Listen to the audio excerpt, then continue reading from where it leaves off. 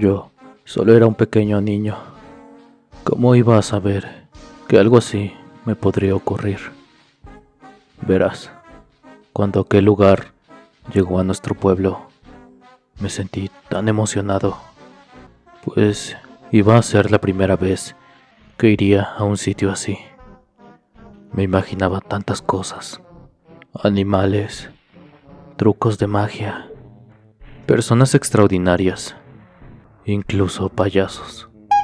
A pesar de mi inmenso temor hacia ellos, quise darme una oportunidad para enfrentar esos miedos. Toda mi familia fue a ese circo. Claro, yo era pequeño, pero recuerdo ese momento como si fuese ayer. El acto había comenzado. No podía creer todo lo que estaba viendo. Simplemente era fantástico. Desgraciadamente, eso no es lo que me hace recordar ese día. Terminando la función, las luces se apagaron. Teníamos que salir de esa manera. La gente salía. En un acto de inocencia me separé. Quería ver a los animales de cerca. Caminé hacia el centro del escenario, tropezando algunas veces. Algunas personas me empujaban. Había llegado a donde quería. Detrás de aquel telón, pensé que se encontraba lo más extraordinario del mundo. No fue así.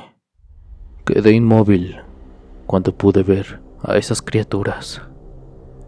Se quitaron sus máscaras de personas. Eran horribles, feos, repugnantes. Ojos rojos con un tono de piel grisáceo. Los payasos eran lo peor. Pude ver cómo se arrancaban la piel de la cara. Grandes trozos caían al suelo. Se arrancaron los dedos, entre otras extremidades. Uno de ellos se dio cuenta de que los estaba espiando. Abrió su enorme boca, mostrando horribles dientes en mal estado. Después solo sonrió. Salí corriendo como pude. No lo podía soportar más. Todo estaba oscuro y grité lo más fuerte, como nunca lo había hecho. En ese momento se encendieron las luces. Corrí desesperado hacia la salida. Pude encontrar a mi familia. Estaban preocupados por mí. Solo quería irme. No iba a decirles nada de lo que había visto. En ese momento se acercó un señor. Iba mal vestido y por su apariencia sabía que era un hombre al que lamentablemente la vida lo había tratado mal. Él me miró y me preguntó si los había visto. Insistió mucho y llegó a darme miedo. Mi padre tuvo que intervenir para evitar cualquier problema. Este hombre comenzó a balbucear cosas sin sentido. Lo que pude entender es que él también había visto algo.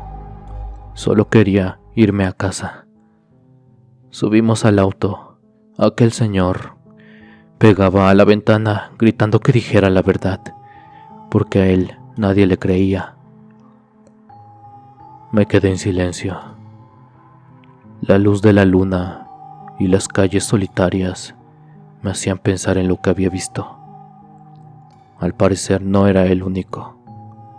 Tal vez eso podía explicar las recientes desapariciones de niños en este pueblo. Al siguiente día decidí algo. Decidí que nunca hablaría de este tema. Pero debido a la desaparición de mi hijo y a la coincidencia de que un circo llegó a la ciudad, me hacen pensar muchas cosas. No puedo silenciarme más. El mundo debe conocer a esas cosas, lo que esconden detrás de ese maquillaje, detrás de sus máscaras.